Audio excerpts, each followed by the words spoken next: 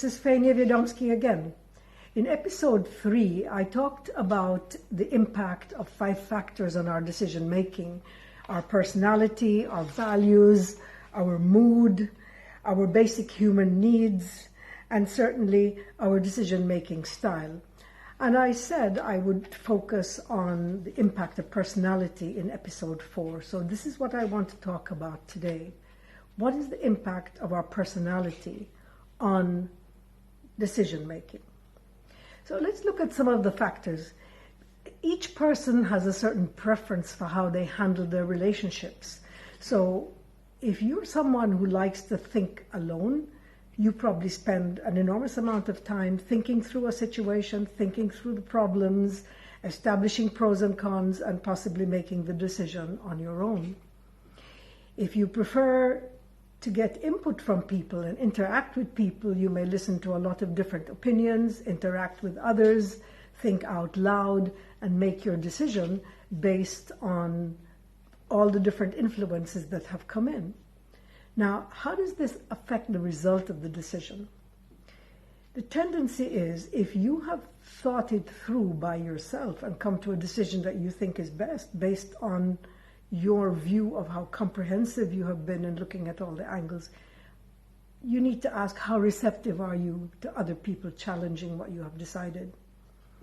And if you're someone who is open and receptive to the views of other people, do you change your mind when you get other opinions coming in? So the way you handle your relationships has a direct bearing on the quality and permanence of that decision that you make. The second factor is how you handle information. Are you someone who looks at the big picture, focuses on the future, makes decisions based on what you believe the future return would be, on the opportunities you see? Or do you look at the details? Do you consider the past and what has worked in the past, and do you go for the tried and tested track record type of decision? In either case, if you're looking at one extreme or the other, you may be missing out on some important details, or you may be missing the big picture. A third aspect of how our personality influences our decision-making style is whether we are looking at our feelings, whether we are being more subjective in terms of what's really important to us and how we feel about it, or if we tend to be more analytical, more objective, and base it on the facts and the anticipated return or benefit we will get from the path that we choose. And finally, the final factor that we look at in the impact of personality is, are we more action-oriented or are we more information-oriented?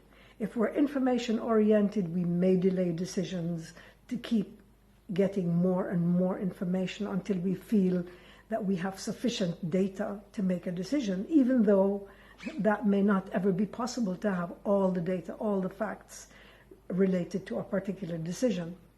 On the other hand, if we're more action-driven, we may decide and move ahead because we want to get things done, and could change course. So there is no right or wrong way, and there is no person who is entirely one side or the other. Many of us tend to use both factors, but the purpose of this is to become conscious of your style. Look at how your personality preferences determine the type of decision making you engage in, how fast your decisions are, how reliable they are. And last but not least, as a leader, it's the quality of your decisions and the cost of mistakes that determine how well respected you are as a leader.